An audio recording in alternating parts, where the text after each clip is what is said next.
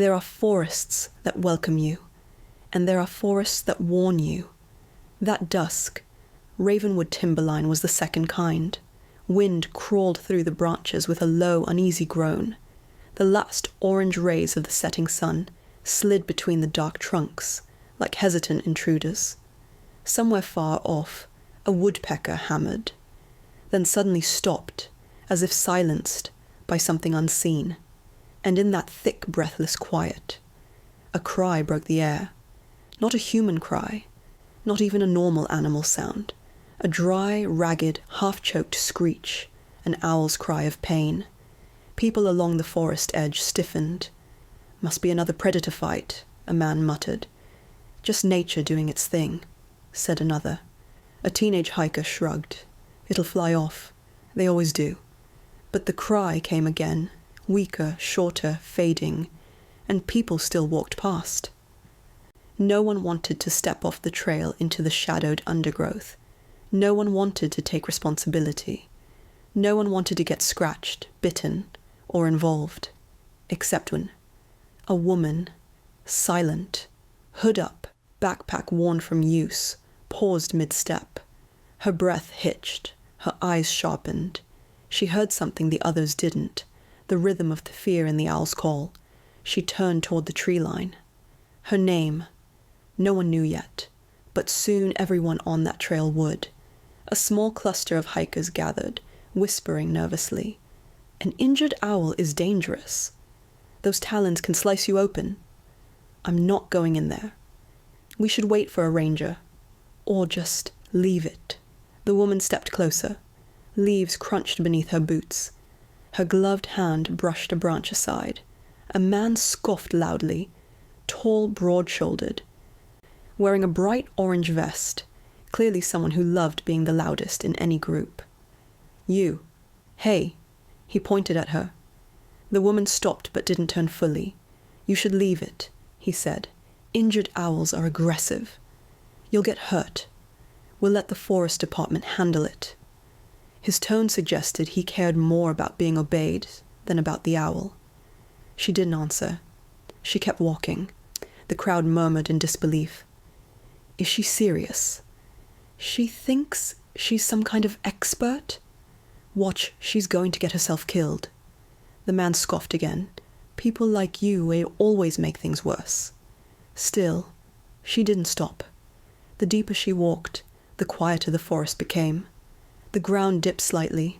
Damp soil pressed a cold smell into the air. Twigs snapped under her boots. Shadows thickened until the sun barely filtered through the canopy. Then she saw it, at the base of a fallen pine, tangled between broken branches and a strip of rusted wire. A barred owl lay struggling. Its wing was twisted unnaturally, feathers bent, matted with dirt and sap. Its amber eyes were wide, terrified and desperately trying to remain alert. It hissed weakly when she crouched near it. A cry of pain slipped out, trembled and faded. She exhaled slowly. "Easy. I know," she whispered. Her voice was calm, quiet enough that the forest seemed to lean closer just to hear her. Behind her, leaves rustled. The loud man and a few hikers had followed, but kept a safe distance. "See?" the man said, pointing triumphantly as though he'd predicted this. "It's hurt. Aggressive. Leave it.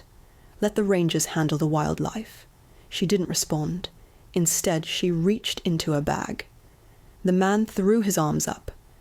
"Oh, great. She's really doing it. You think you're some owl doctor or something?" The crowd gave small, nervous laughs. A woman whispered, "Should we call someone?" Someone else muttered, "This is going to end badly." The injured owl hissed again, trying to push itself up with trembling talons. Its body shook from exhaustion. The woman softened her posture, lowering herself slowly, respectfully, the way only someone trained knew how to approach a frightened raptor. But the man interrupted again. "You don't know what you're doing. I volunteered with Forest Patrol before. I know these birds. One wrong move and you'll lose a finger." Still, she didn't turn around. She slipped one hand into her backpack. The man huffed dramatically. Oh, now she's grabbing something. What is it? Snacks? A scarf? A TikTok camera? You're about to get mauled for a video. The owl gave a sharp, pained click. The woman whispered again, Hold on, just a little longer. Someone from the group gasped. Shouldn't we get the ranger now? I already texted them, another said. He's probably 5 minutes away. The loud man nodded smugly. Good. When he arrives, he'll tell her exactly what I said. Leave it. The woman finally spoke, a single soft sentence. If I leave it, it won't survive. The man rolled his eyes. You don't know that. She finally turned her head slightly, just enough for the crowd to hear her clearly. Yes, she said, I do. Something in her tone, gentle but unmovable, made two hikers exchange looks. But the man stepped forward. Lady, stop. You're going to make it worse. Back up, for your own safety. She pulled something out of her bag. A dark leather glove, old, worn, etched with small symbols and stitching patterns found only on specialized raptor handling gear. The crowd didn't recognize it, but someone else would. Footsteps approached fast, heavy authoritative boots pounding through the brush. Branches snapped as Forest Ranger Cole Harriman emerged from the trees, breathing hard, eyes scanning the area. What's going on? Who's messing with the injured? Then he froze. Not at the owl, not at the crowd, but at the glove in the woman's hand. His face drained of color. No way, he whispered. That glove. Where did you... The woman looked up fully for the first time, her eyes calm, her expression unreadable, and Ranger Cole took one involuntary step back, as if he'd just seen a ghost. Ranger Cole's voice trembled as he pointed at the glove. That's the old Raptor Division handler's glove. Those were retired years ago. Only a handful of elite handlers ever earned one. The crowd looked confused. The loud man scoffed. Oh, come on. It's a glove. You're all acting like she's some superhero. But the ranger wasn't listening to him. Instead, he stepped closer to the woman with a strange mixture of awe and disbelief. You're the handler they called Wraith, aren't you? His voice cracked. The crowd went silent. Even the wind paused. No one breathed. The woman lowered her eyes. A faint shadow crossed her expression. That was a long time ago, she said quietly. But you're real, the ranger whispered. The stories, the rescues, eagles, falcons, owls. You were the one sent when no one else succeeded. The loud man's face paled. Wait. She's a professional? Ranger Cole turned to him sharply. Not just a professional. She's one of the most skilled raptor rescuers ever certified in this state. If she's here, let her work. For the first time all evening, the noisy man had nothing to say. The woman, Wraith, slipped the glove onto her left hand. The leather molded around her fingers like it remembered her. Cole, she said softly. Hold the branches steady. He nodded instantly. She moved closer to the owl. Its breathing was shallow now, its feathers trembling with each breath. It's okay. I've got you, she whispered.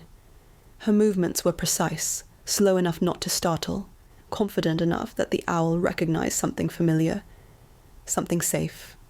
Wraith examined the wing. The rusted wire had cinched tight around a joint, cutting into flesh.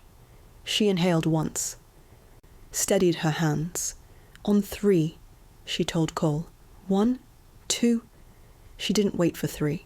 With a swift motion, she cut the wire with a hidden tool from her pocket. The owl let out a shrill cry. Sharp, painful, but alive.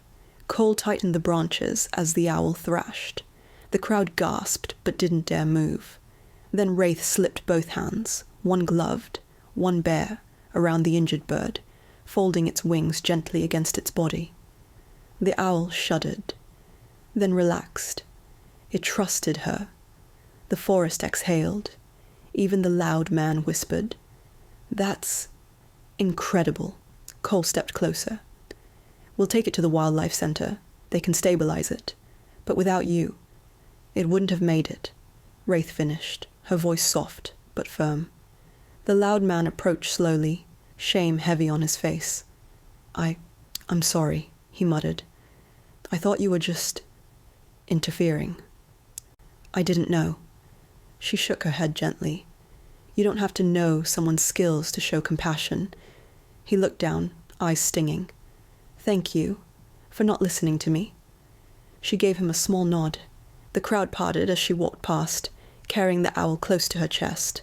The creature's eyes fluttered open weakly, staring up at her with something between instinct and gratitude. Ranger Cole followed. You know, he said softly, people still talk about you. They say you vanished after your last big rescue. I didn't vanish, she replied. I just started listening for the ones no one else hears.